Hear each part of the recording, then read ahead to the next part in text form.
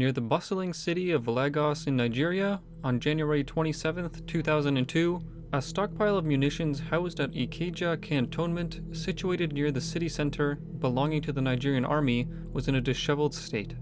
A haphazard collection of highly explosive munitions were being stored in unsecure conditions within a storehouse on the base.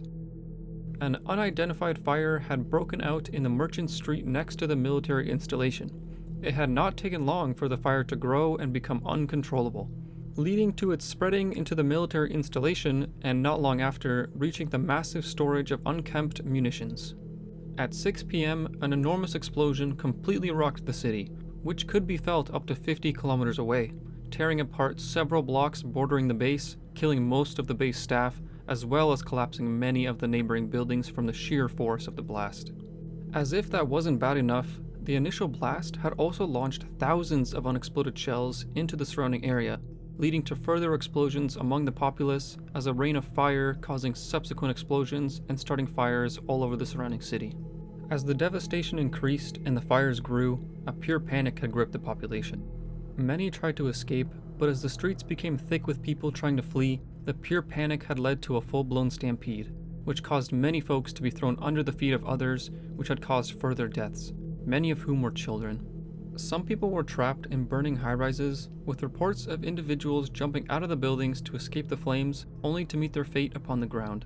Many had sought refuge at a nearby banana plantation, which had been bordering a busy expressway and was bordered by a canal, with many fleeing individuals being either killed on the expressway or reaching the canal on the other side, only to be deceived by a canal covered in aquatic plants in the dark, which in turn hid the true depths of the water, which it was reported that many people had fallen into.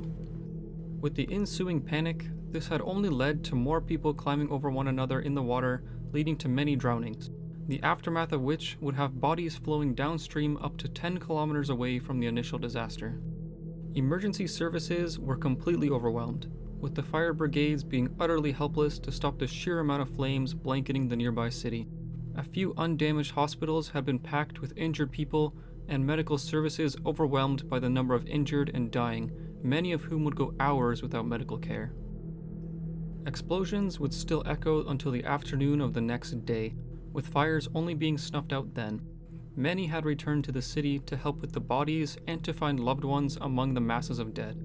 There was an outcry from the public for the devastation caused by the army and their negligence, to which they had been instructed in the previous year to modernize or dismantle their hazardous armory, but nothing was done. On the evening of the 28th, the military commander at the base of Ikeja had publicly made the statement, "On the behalf of the military, we are sorry. This is an old ammunition depot with high-caliber bombs. Some efforts were being made in the recent past to try to improve the storage facility, but this accident happened before the high authorities could do what was needed." The public backlash was immense, as there was no blame on the military's part in the disaster. Many lives were ruined, with many losing their homes and their livelihoods.